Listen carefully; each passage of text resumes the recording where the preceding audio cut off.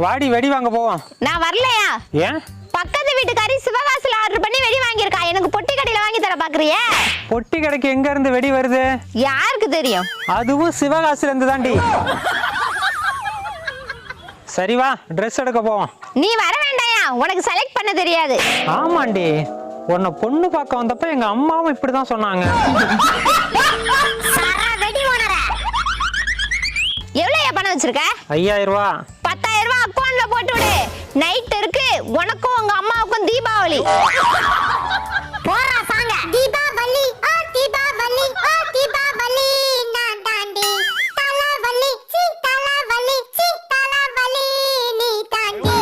Owner காசு போயிடுச்சு போயிடுச்சு, ஓனா மண்ட வாங்கிடுச்சு வாங்கிடுச்சு.